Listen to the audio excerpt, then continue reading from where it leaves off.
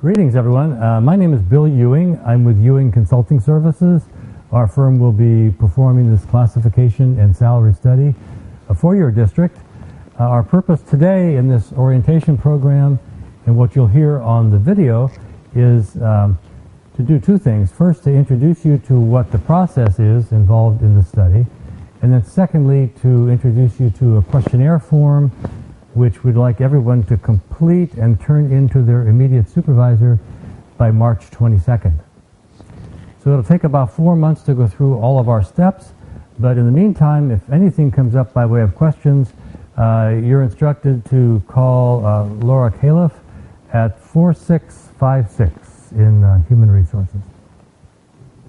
Thank you. Thank you for being here early at this session. I admire anybody getting up this early to be here this morning. Nobody brought coffee. That's the next step, I guess. HR coffee. Well, my name is Bill Ewing. Our firm, Ewing Consulting, will be working with you on this study.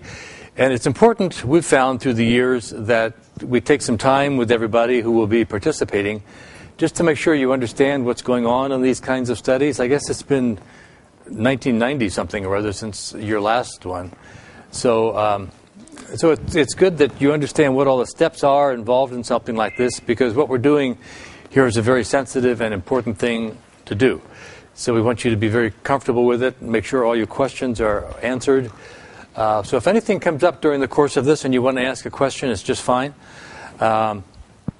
But our purpose here is two things. One, we'll go through the process with you, what kind of study this is and how it works, how you participate in all of it. And then secondly, I'll go through the questionnaire form with you. I see some people already filling it out. You don't have to fill it out today. They're due tomorrow morning at 8 o'clock. They read the form already. No, they're actually due on the 22nd, so you've got lots of time. So we'll go through the questionnaire form, and then you've got some idea of what we're looking for here, and some idea as to why. First of all, what is this study, this classification and salary study? School districts all over the state, from time to time, ask the question: do the classifications that we have for our classified service, do they match what people are currently doing, or have things changed?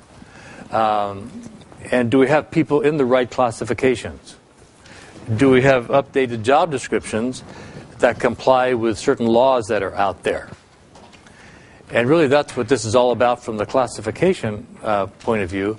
On the compensation side, it's to everybody's advantage to make sure the district is paying a salary for the kind of work that you're doing that will attract people here and that will retain people here. So from time to time, districts all over the state just ask the question, how are we doing in terms of our salaries against the marketplace? Are we paying at the right levels? So that's what this is all about. It's about a classification and a salary study. And 4 or 5 months from now, when we finish the study, we'll leave with brand new job descriptions that update what everybody's duties are. We'll make sure everybody's allocated to the right classification. And then we'll make recommendations about what salary range each classification should be in based on the market. So that's what we do. We've been doing this 33 years as a firm. We've worked with 250 or so school districts just in the state of California. We also worked nationally as well, and some with the schools and public sector agencies. So we do know our way around school districts, but we've never seen any two alike. So it'll be a real pleasure to find out what you all are doing and what's unique about San Lorenzo. So let me tell you what the study is not. This is not a study about staffing levels. We just started Berkeley Unified last week, and there was a lot of concern that what we were really doing was try to find which job should be laid off or something. And that's not what this is about. It's not about staffing. So we've not suggested that any job be eliminated or that we add people either. So it's not about staffing levels in the slightest. So we want everybody to be comfortable with that. Secondly, we're not here to talk about how much somebody should be doing. So somebody asked us last week, are you going to tell me I'm doing too much or not enough? And that's not what this is about. It's not about volume of work that you're being assigned. It's really about what you do. And this is not a performance evaluation either. That's another process. And you shouldn't have an outsider doing that anyway. So we think everybody's great. We start from that premise. And so it's not a performance review. It's not a staffing level study. And it's not a volume of work study either. Okay, on the scope of what this is, for those of you who have been through these, you already probably know that. We're working with an advisory committee. Since we're dealing with the salaries here and people's job titles and job descriptions, we always find it's important to work with a committee that really represents you folks to us as we go through our steps. And they look over our shoulder as we go about our work, and they make sure we're objective and independent and that we do the things that we said we would do. Let me tell you who's on that committee, if I can read my own writing here.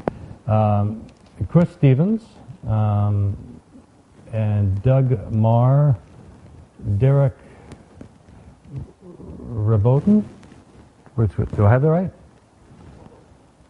Dave Wiley, Robin Siegfried, Debbie Cassetto, and Neva Rowden, Liz Haskill, and Bev, whatever that says, Crawl. Did I say those right? Okay. Alrighty, let's people here. Here in the back. So if anything comes up during the course of the study, we invite you to talk to one of the advisory committee members to see what's going on, or if you have a concern, or a rumor gets started or something. Let a member of the advisory committee know about it, and they'll know how to deal with it and how to get the information to us. Go ahead and call these people at night after 10 o'clock is fine. 11 for you? 10. Okay. So we'll be meeting with these folks this morning. We're also having a couple of other orientation sessions like this one, and then a meeting with the management group as well. And we're meeting with them because the next step in the process is yours, and it's completion of this questionnaire form. You'll have the hard copy here. There's also there will also be on the website a form that you can actually complete on the computer if you like. So there'll be information coming your way about how to access that, unless you already know how to do that. It'll be on the website on the human resources, probably under classification and salary study, and then you can just complete the form online and then print a copy. Make sure you keep a copy for yourself. Print a copy and give it to your immediate supervisor. Otherwise, just fill out the miserable form with a pen or whatever and give it to your supervisor. I guess the date is the 22nd that it's due to the supervisor. So we need to stay on time here because that's right before a spring break for you, isn't it? A week before. So then the supervisors have to turn it in by March 29th. So a good question would be, what in the world are the supervisors going to do with this thing? And if you look at the whole back page, just turn it all over to the very back, you'll see what we're asking supervisors to do. The whole idea here is that you indicate what your duties are. And then we give it to your boss to say, is everything accurate and complete here? It's a kind of a validation step. So sometimes we get a supervisor who looks at this and says, the person forgot this one thing. Or this might be stated a little differently. We're asking supervisors today that when they review these forms, if they do have a concern with something here, they're not to change anything that you've written. Rather, they would make the changes in the space provided here on their part of the form and then turn that in to us. And we'll figure out what to do with it from there.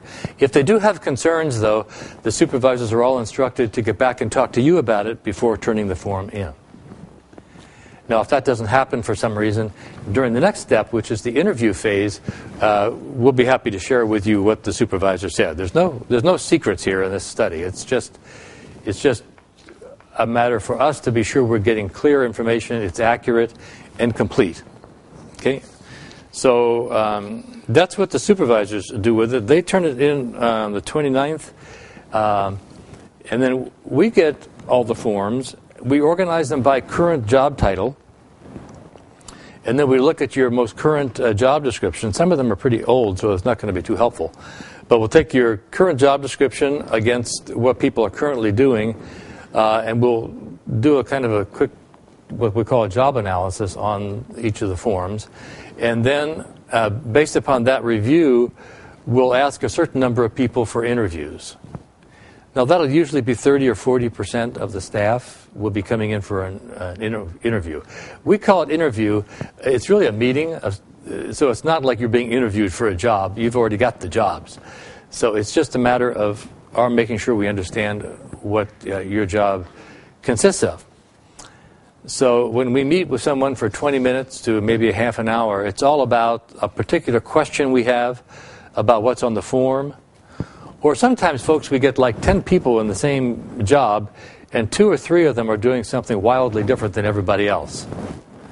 So we'd normally ask those people to come in and sit down and talk with us about why the differences, just so we understand what's going on.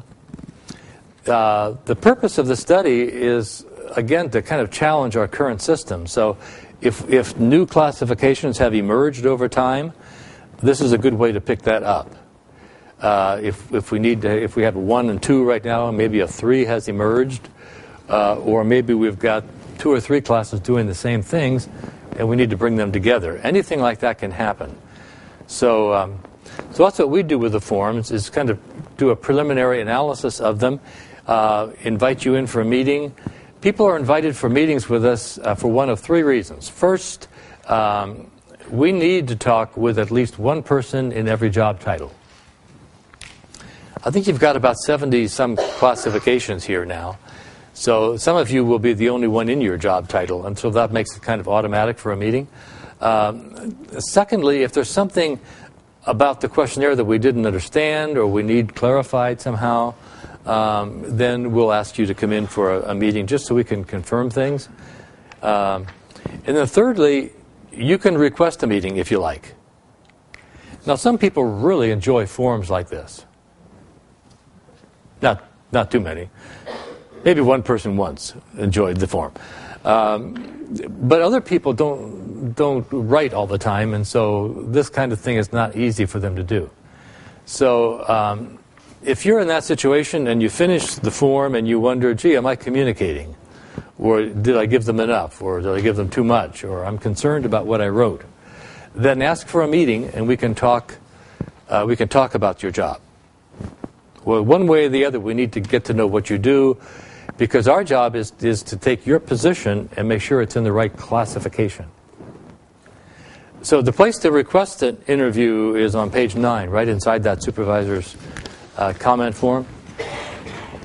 It just says you want to request an interview. If you check yes, then we'll make sure that you're on the list of people to be interviewed. It also asks you if you'd like to come in as a group. So sometimes, for example, we get people in the same classifications, like all the school office assistants might want to come in together as a group. And then we'll arrange a time for everybody to come in together. Now, folks, it's okay to get together as a group and fill this thing out if you like. In fact, we'll tell the managers today that they're expected to arrange time for you to do this on company time. So if you'd like to get together, a few of you, and just kind of brainstorm the form, then you can certainly work that out. But work it out with the supervisor so that person knows what you're doing. Sometimes people in the same classification fill out one form. everybody contributes to it, or they get one person to get started, and then people add things to it or whatever, and everybody signs the same form. And that's fine, too. That's a good way to do it for some people because it kind of helps you get started and to make sure you've got everybody's input. Now, if you do it that way, make sure that you attach the first page of each of the form that's included in the whole thing. Okay, so far? So you complete the form, we turn it into your supervisor who reviews it, then we talk to people about what you do, and then based upon all that information, that what we'll do is kind of challenge your current classification system and see if we need to change something to accommodate the jobs.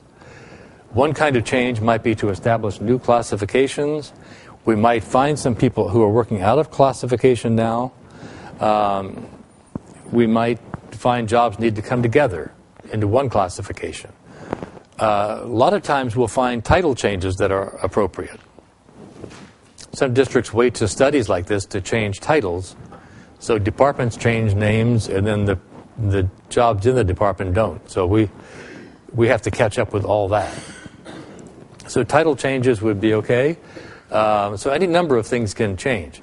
But we'll do our best job of analyzing that, and then what we'll do is allocate each person that filled out a form, to a classification. And then we'll prepare a new job description for each classification title. So if we have a custodian 1 and 2, then we'll have a job description for each one of those. And the new job description, then, we will make sure it's accurate and complete by sending it back to you. So you'll have a chance to look at what we think is the right classification for your kind of work. And there'll be a little form that goes out with the job description to you, and it would say, here's what we think is your classification. Read this carefully and let us know what you think. So you can come back and say, no, I shouldn't be a 1, I should be a 2. Or you could say, there's a better way to say this than the way you've got it here. Or you missed something. Or I don't do this part anymore. Anything like that is fine coming from you. Some people call that an appeal. We call it feedback because we encourage it. So if there's something that's not quite right about things, make sure that you take the time to just say, this isn't quite right, let's get this right. So you give us the feedback, and then we write back to each person that submitted a feedback form. We write back to you to say, here's what our final recommendation will be. That way you'll know what the final thing is. And that's what's presented to the Personnel Commission, and then ultimately to the board in terms of the job descriptions. Okay, so you've got a few chances in here to make sure we get this right. Folks, if you don't fill out a form for some reason, I can't imagine why somebody wouldn't want to do that. But if you don't fill out a form, then there's no appeal rights because we don't know what you do. So we have to. It doesn't hurt to take the time with a form. It usually takes a couple of hours to complete it, and turn it into your boss. So that's the classification part. Before I head on to the salary part, let me stop here a second. Anybody have a question or concern? Or everybody's staying awake. This is really good. Yes. One question on the form. It says class title and working title. What is the difference? Yeah, I'll go through that in a second. I'll go through the whole form with you. That's a good question. Everybody asks that.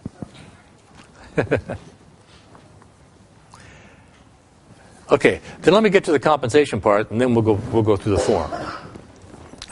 Once we're armed with all the new job descriptions, then our job is to go out into the marketplace and say, here's our job. If you have a job like it, what are you paying for it? So I don't know if we've already selected all the participants in the salary survey or not, but the first thing we'll do is kind of make sure we know which other districts around us here we want to compare with. And typically that's done by looking at geographic area, size, and type of business. So the geographic area would be like within a 30 or 40 mile radius, like right around here in the Bay Area. We stay within this area because we want to keep the cost of living as consistent as possible. So we don't want to wander out into the San Joaquin Valley and ask, what do you pay out there? We want to stay right around here. Secondly, size. We want to stay within a certain size range with you folks, so you don't get compared to a larger district like in Oakland or San Jose or something like that. And we want to stay probably within other K-12s. Not just go with elementaries necessarily, but typically a K-12 would stay with other K-12s. So we'd find all the districts that meet those criteria within a certain radius, within a certain size, within a K-12 configuration, and we'll say that those are participants in our salary survey, and they comprise our market. So then we gather data. We might pick 25 or 30 benchmarks, examples of your classifications, go out to the market with them, and say, what do you pay for these kinds of jobs? Then we gather all that data together. We're sure we compare job to job. We can't do it on the basis of just titles anymore. So we have to compare the actual job description. Because your account clerk, too, could be their accounting technician. We don't know. So we do the matching of the jobs and then array all the comparisons, and then we'll pick the median of the market, right in the middle of the market, that score, and we'll compare that with what we're currently paying. And then based on that comparison, then we'd make recommendations to the district about what salary range each job should be in. So I don't think anybody's salary has ever been cut. We've kind of talked about that this morning. So I don't think you've got to worry about a salary being cut. Sometimes we find that when we survey the jobs, we're already paid over that. So we're being paid over market. In which case, I think you'd have to negotiate what to do about that. Sometimes districts would Y-rate jobs. Sometimes they're grand-personed, which means the person's kind of left alone as long as they've got the job now, but new people would come in at a lower rate. So those kinds of things happen sometimes, and again, that's all negotiable. And I've never seen a case where salaries were actually cut. The better news is if we're being paid under the market now, and we can recommend that the job move up to the market level. And here again, how we get to the market level is negotiable, and sometimes districts do that over a number of years. Sometimes they're able to do it all at one time. But that would mean like moving from range 12 to a range 15 or something. And that's all numbers for us, and we look very objectively at this, so that mathematically we can find what the salary range is on your salary schedule that best demonstrates the market. So that way we can come back to the district and say, here's what you should pay in order to be at the median of the market for all the jobs. So that's what we do, and we get quickly out of town, and then you negotiate from there. That's the hard part. So what do you think? That's the whole thing. It takes about 4 months to go through all those steps. Because we're starting this a bit late, we might get the 10 or 11-month people through the process on the classification side before the others, because you've got to leave earlier. But we'll finish everything by August, we think. Okay, any questions? Yes? You do this after we complete the survey. Where do we sit with current job descriptions and the current pay? Have we looked at that? With our current job description, where do we compare our current? Where do we stand in regard to the market right now? We haven't looked at it yet at all. No. In fact, I don't even know what the market is yet. So we'll have to work on that one. So I don't know where that stands. But the purpose of the study is to figure that out. And again, we'll be sharing with our advisory committee all the detail of what we find, so people can have confidence that what was done is very objective. In other words, we're not trying to move things one direction or another. The question the board and the commission is asking is where do we stand, and then what do we need to do to fix it? Okay? Then let's take a quick look through the questionnaire here.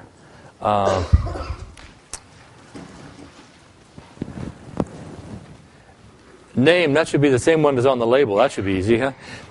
Class title means your official classification. That's your class title.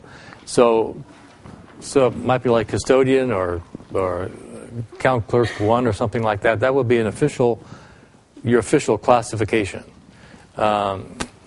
Working title is if you're known by something else other than that title. Yeah, we get some real interesting working titles, I can tell you. A groundskeeper 2 might be a class title, and a working title might be grounds equipment operator.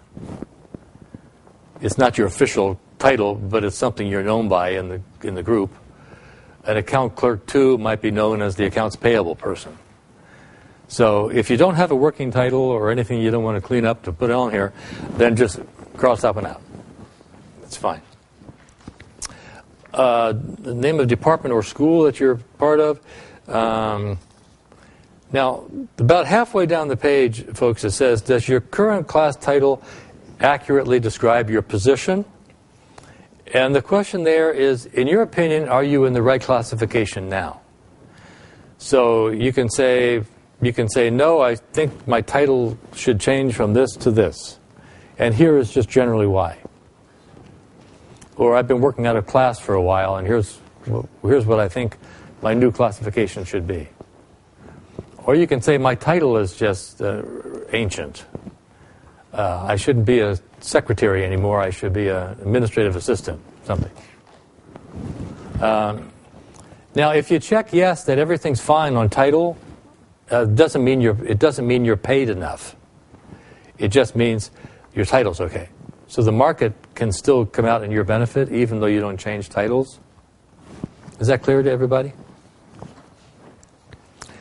And a basic function at the bottom of the page here, that is a summary of your job. When you're at a party somewhere and somebody says, what do you do for the district anyway? What do you tell them in maybe 2 or 3 lines?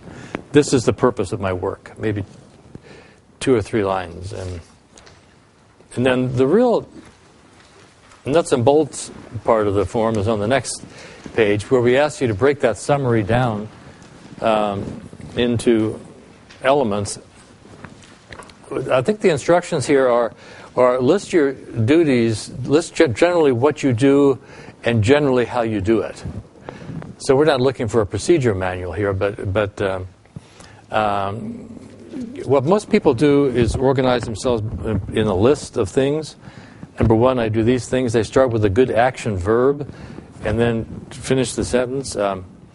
By how you do it, an example would be like, I complete accounts payable by reviewing invoices against requisitions and contracts to assure proper billing and proper authorization for payment, and I approve for payment. I think what most people do is just list them. Whenever you get to a new discrete duty, and I would say most people fill up the page. The record is 36 pages for this one question, but we don't need records there. That was a food service person, I can tell you. We got recipes for everything imaginable. So list your duties first, and then respond to this miserable question about percentage of time, because that's really kind of difficult for people. So if the rule of thumb would be if something comprises 5% of your job or more, be sure to include it. If there's a question about whether to put something on or not, put it on. And then we'll figure out what to do with it from there. Okay, so list the duties, And then some of you might have like different programs that you're in or different major aspects to your job. Like my job is really in these 3 areas. And you might say, here's area number 1, develop that first, and area number 2, develop that, and so forth. And if that's easier for you to organize like that, that's fine. Once you've got the list of duties, then I would suggest attacking that percentage of time question. And if you think about a big block of time, it's most helpful, rather than thinking about any one day. Sometimes your jobs can be planned a certain way, and it doesn't turn out anywhere close to that. So I would say think about a big block of time, like a month or a year even, if you can. And then look at your list and try to get down to an average week. So if you say, on the average, I spend maybe about 4 hours a week doing this. And so 4 over 40, you might say that's 10% of my job. I think that's a good way. That's a good way to go about it. These percentages, we'll be telling the managers this afternoon, don't audit these. We'll tell the managers, don't audit these numbers, because this is your best estimate. It's not going to be actually on the job description itself, but it's your best estimate of how you spend your time. It gets important for us because we need to know what to put on the job description. We need to know what's an essential duty under Americans with Disabilities Act. So we need to make sure your job descriptions comply with certain laws that are out there, and that's a good indicator of some things for us. So take your best shot at the percentages. If you have the percentages add up to 100, that's a good idea. I think the record there is 686% we had once. But let's not go for records here. That's okay. If you have a 4-hour position, we're looking for 100% of the 4 hours. Okay? What machinery or equipment do you use on the next page? So in performing these tasks, what do you have to know about in terms of operating equipment? A computer is included, by the way. And then what other duties do you work on periodically? So if you haven't already put it down, this question is meant to trigger your thinking about something you might do once a year or once a semester or something. We find, folks, that classifications are very sensitive to who you have contact with during the normal part of your day. So the contact with others section is broken down into 2 parts. The first is internal contacts. Internal means within the district but outside your own school or your own department. So you might be a maintenance now and you might have to contact business services for some reason. You don't have to list names there, but just say business services, and then let us know what the reason is for the contact. It might be to check on balances for budget, or it might be for invoices. But we find the most important part of that question isn't so much who you have contact with, but why you're contacting them. It tells us a lot about your job. Then the external contacts would deal with like parents or vendors, consultants, program people, visitors to the school. And then what's the reason for the contact? Is it to inform somebody of something? Is it to negotiate something? Is it to explain a point of view? And then records and reports. Do you have like work orders that you might have to complete? And you maintain certain lists of those. Do you have reports that you have to put together? Periodic reports, monthly or every semester or something. And if you have the responsibility for the report, that's what we need to know here. So if not like you're putting something together for somebody else, this will be a report that you're responsible for the data and for the accuracy and timeliness of the report. Okay? Then what kind of decisions do you have to make during the regular course of your work? It starts out by saying, what do you think is the most difficult thing you do? The way to think about that is if you had to train somebody to do what you do, what would you tell them would be the most difficult thing they'd have to learn to do? What is it that drives your training and experience the furthest in terms of the kind of decision you have to make? And then when you do make a decision, how much independence do you have? Is the boss always there, kind of hovering, always available for a question? Or do you work with a lot of independence? You hardly ever see your boss. We had one the other day that said, I haven't seen my boss in 3 years. That wasn't a real good thing to put, because the boss commented that I saw that person just last year. After I saw that comment, I went to the board and I said, I think we might be doing the wrong kind of study here. We better start somewhere else. Then classifications are sensitive to financial impact that you have. And a lot of you have an impact on the dollars and cents around here. So if you have a budget that you're responsible for, let us know what the amount is of that budget and what your accountability is for it. And then do you have an expenditure you can authorize, or can you go down to a hardware store or something and sign for equipment or supplies? Or is there some other way of measuring the financial impact that you have? Now, a lot of you will just put a line right through that and say, I don't have any of that stuff. That's fine.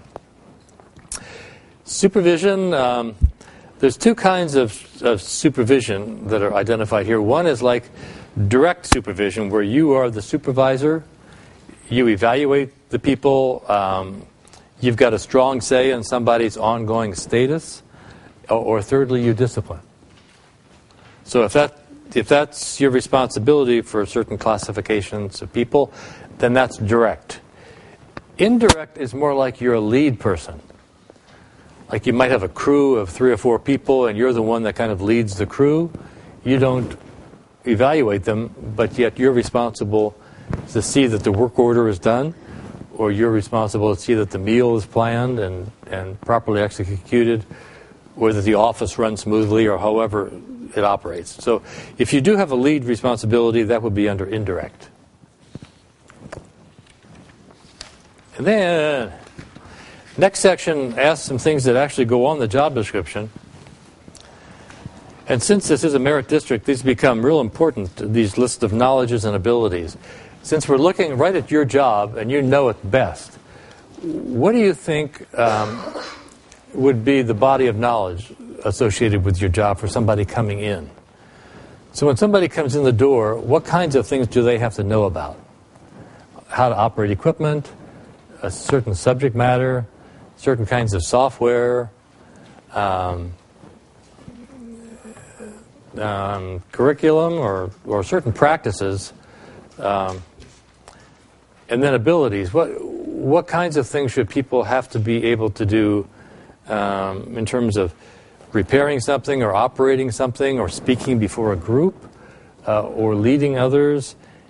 Any kind of an ability, especially the ones that might not be so obvious to us.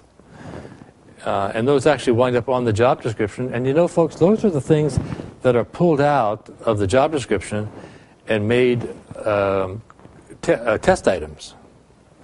So when tests are prepared, those are usually pulled directly out of those kinds of comments on the job description.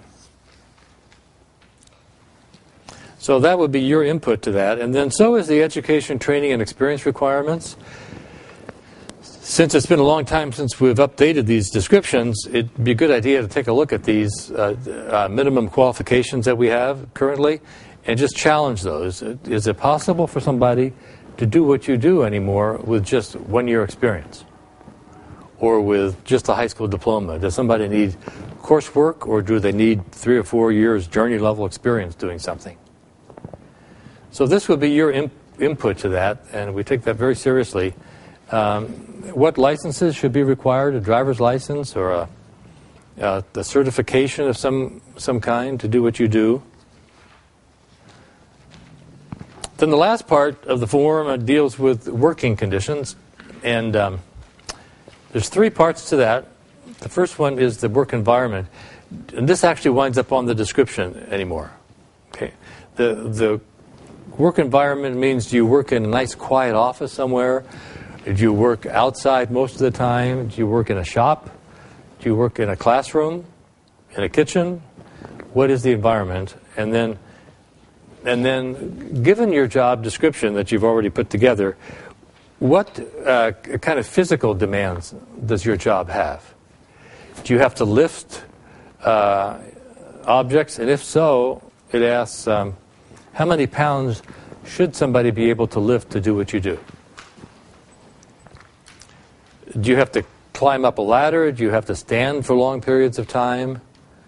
Do you have to work up and down, stand up and down to work a counter? All those things get important for legal compliance for us on the job descriptions. And it's just important that people understand what the full scope of the job is.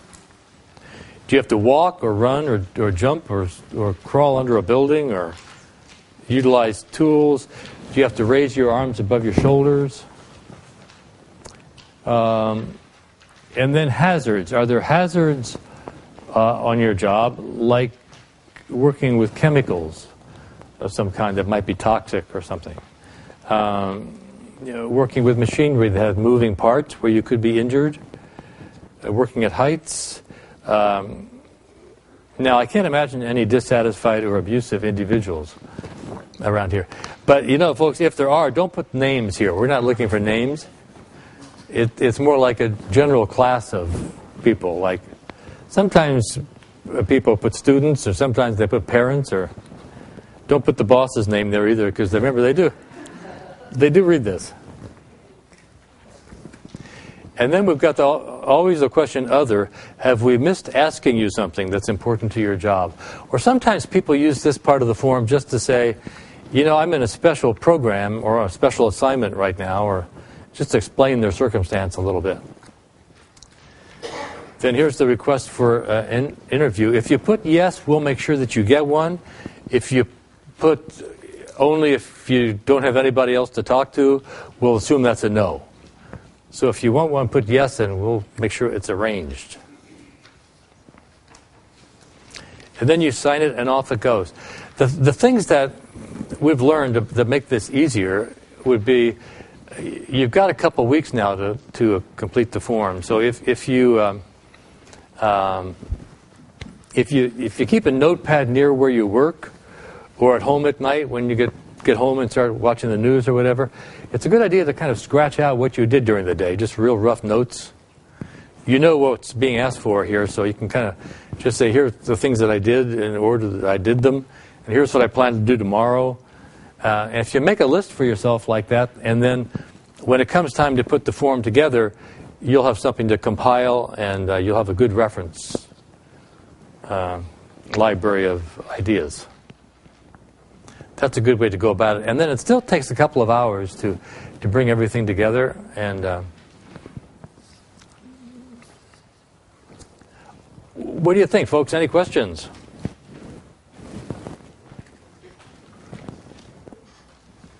We okay? Okay, well then the first thing is the due date is March the 22nd. Awfully nice of you to come this early in the morning. Everybody have a great day.